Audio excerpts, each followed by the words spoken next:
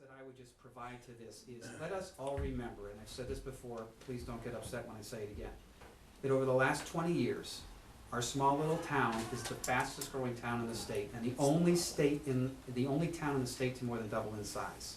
And with that growth comes some growing pains. And you get to a point where you need to change the way you do things. It's a matter of when and how and who.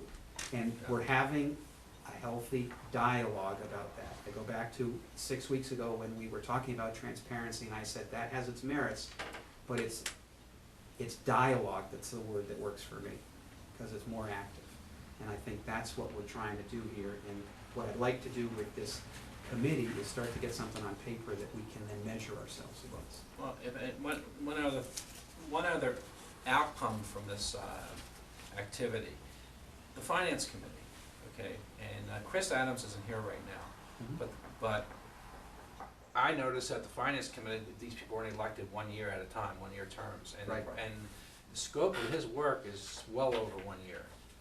But he wants to be able to find out what the policies are for each one of these groups that has any financial impact on the town. And he's digging and digging and digging, and it takes some time. And Clarence was at one of the meetings last week, and Clarence has a lot of information in his head. And the value of your asset, your family, everything. And I wanted to say this last week, and I'll say it here. Your family has done a lot for this town, and I agree. But when I step out of this town, I go to the co-op and I hear, why do I live in Brookline, or why do I live because of this? And I say, well, I have nothing to argue with, because they have certain things, and it isn't always obvious what's going on. And people complain they don't get work, and they don't think this is fair. I live here, and I like living here. I've done a lot for this town and for the community, so has my wife. We love this town, and I don't want that image portrayed that I'm living in some place that people are ignorant, stupid, and let people run their lives and things like that. So again, that impact right there is why I'm active on my town. That's why I didn't go start at the lobbyist at the state level, because that's where I was heading. And after this, that's where I'll go. So, but you know, I want this thing to be cleaned up. Lynn? So I would like to see additionally, as part of the charge, that they include an analysis or a definition of private information or credit card information is protected, or define what we're doing to take care of that. That's Because part of the if reason we're that I wanted. putting it as documents with our accounts and our information, and I don't know what on those I don't know what's on any of the documents that they want on there, but I just Right. feel like we have to define what we're doing.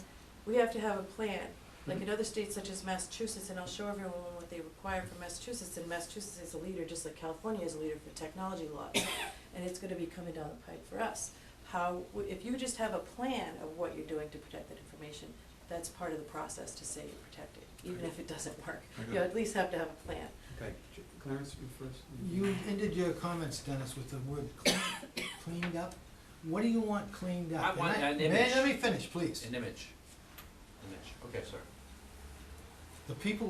A lot of the people who move into Brookline after 6 months or 6 years want to change Brookline back to what they left in New Jersey. If you really think New Jersey is great, please move back. Want to buy my house? Sure, I'll buy it if you move to New Jersey.